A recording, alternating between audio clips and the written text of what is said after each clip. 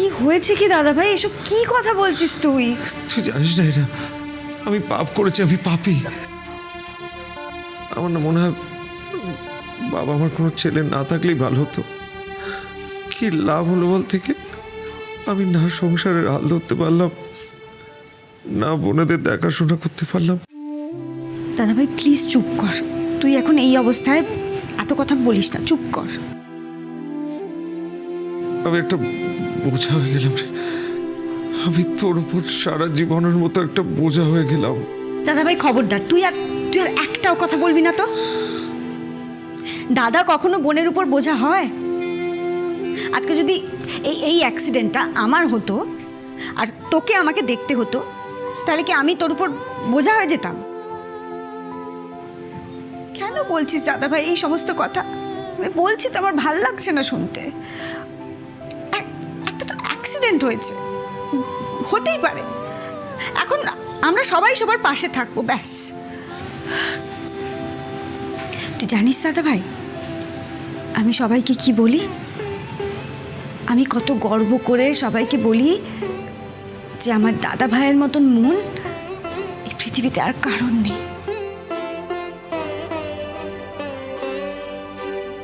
আর তারপরে সেই তোর মুখে এইসব কথা মানায় বল? এই দাদা ভাই, তাকা না আমার দিকে, শোন আমার কথা শোন। আমি তোকে বলছি, তোর বোন তোকে বলছে তোর কিচ্ছু হবে না, তুই একদম সুস্থ হয়ে যাবি, সুস্থ হয়ে আমাদের সাথে বাড়ি ফিরবি। আর তার থেকেও বড় কথা, তুই যদি সুস্থ হয়ে উঠে না দাঁড়াস, তাহলে তুই ফুটবলটা আবার খেলবি কি করে? এই ছোটি বল। তাই তো দাদা ভাই, চিলেকোটার ঘর থেকে না আমরা তোর ফুটবলটা পেয়ে গেছি।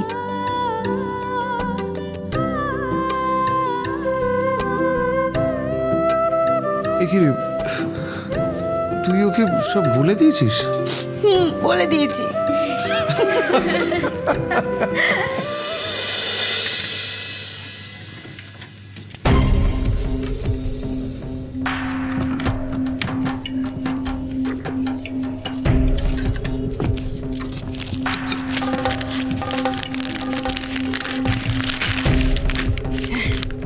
এই তো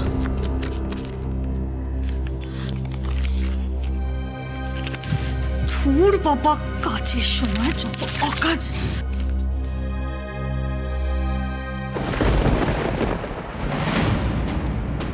এইটা আবার কি? এভাবে কাপড়ের মধ্যে ঢুকিয়ে রাখা।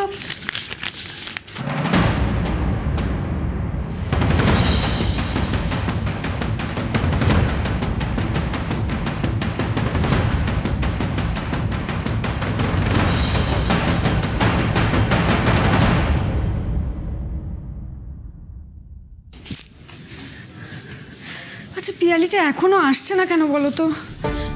বলছি কি, তুমি আর একটুক্ষণ দেখো, যদি না আসে তাহলে আমি নিজে গিয়ে এগিয়ে দেখবো। আমি না কি করবো, আমি না বুঝতে পারছি না বৌদি, জানো তো। এক তো দাদা ভাইয়ের এত বড় একটা অপারেশন, তার চিন্তা, তারপরে কাল ওই বাড়ির দখল নিয়ে কোর্ট। মানে বাড়ির কেউ তো এখনো কালকের ব্যাপারটা জানে না, ওরা তো কেউ জানেই না যে আমাদের বাড়ির উপর কত বড় বিপদ আসতে চলেছে। আর আমি না কাকে যে বলবো কাকে বলবো না, আমি এটাও বুঝে উঠতে পারছি না। ওরা তো সবাই আমার মুখের দিকে তাকিয়ে বসে আছে, ওরা তো আমাকে ভরসা করে। শান্ত হও এরা দিদি, শান্ত হও। বলছি কি, এখন এবার অস্থির হলে চলে বলো তো? তুমি একা মানুষ, চারদিকে ভাবে দৌড়াদৌড়ি করছো। আমি জানি না তোমার উপর দিয়ে কি যাচ্ছে, কিন্তু কি করবে বলো? প্রার্থনা করা ছাড়া তো এখন আর কোনো উপায় নেই, তাই না?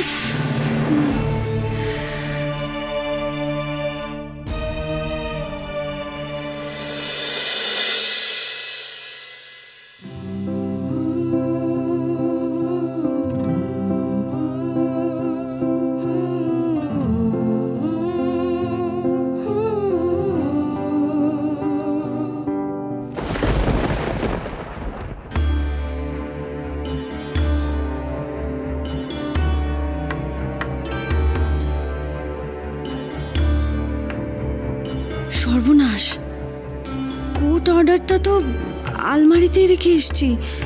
পিয়ালিও তো টাকাটা ওখান থেকে বের করবে। কি হবে? কোর্ট অর্ডারটা পিয়ালির হাতে পড়লো না তো? এত বড় একটা ঘটনা ঘটে গেছে, ইরা বাড়িতে কাউকে কিচ্ছু জানানোর প্রয়োজনই মনে করলো না। ইরার এ বাড়ি নিয়ে অন্য কোনো মতলব নেই তো? না না, এ হতে দেওয়া যায় না, কিছুতেই না, কিছুতেই না। আমাকে আমাকে বাড়ির সবাইকে এই ব্যাপারটা জানাতেই হবে।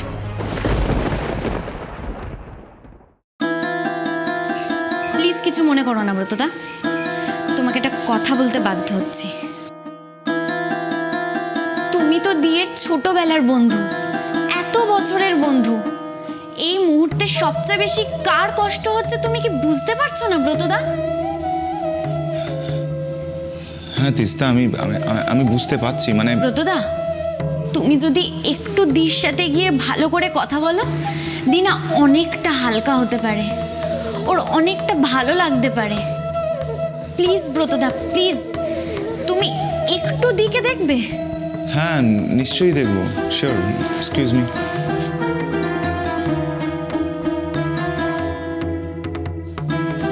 এই তুই তো জেলাস কেন বলতো? ব্রতদা 2 মিনিট আমার সাথে কথা বলছিল, তোর সহ্য হলো না? না জিলি, তুই ইরিটেটিং।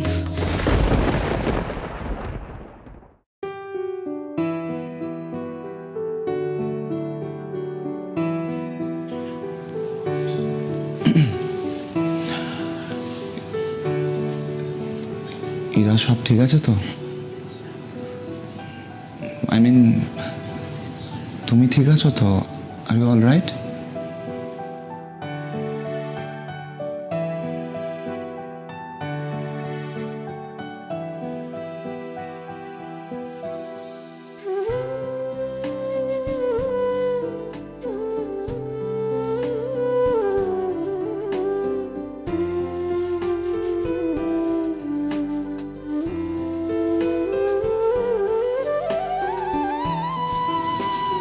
ইরা, ইরা, ইরা, আমি সবসময় তোমার পাশে আছি। তোমার কোনো কিছুর হেল্প লাগলে আমাকে বলো, কিন্তু তখন থেকে আমি দেখে যাচ্ছি তুমি তুমি একাই তো সব কিছু। তুমি এখনো আমার কথা ভাবো না গো? এটা কিরকম কথা হলো Ira? You are my best friend, তুমি আমার সব থেকে প্রিয় বন্ধু। আমি তোমার কথা ভাববো না? এটা কখনো হতে পারে? I am always there with you. কেমন?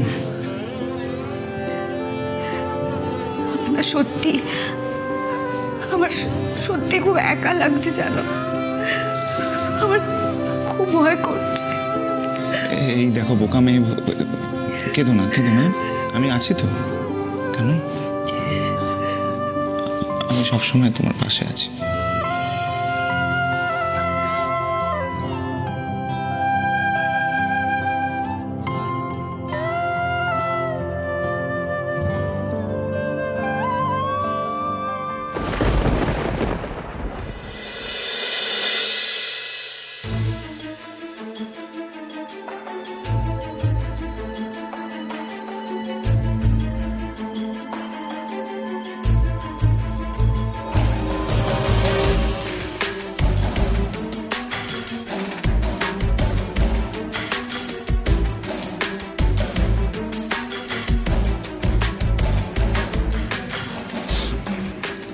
Sorry.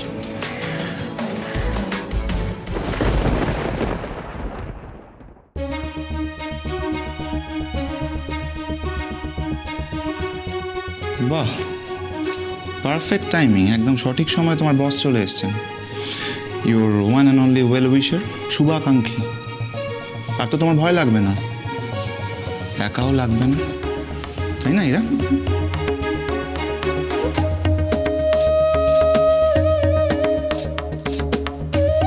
What are timing mister Akash Chatterjee, great. Abhik, তুই বলছিলি না উনি খুব একা, ওনার কেউ নেই, তো তোর কি মনে হচ্ছে উনি কি সত্যি একা? চুপ কথা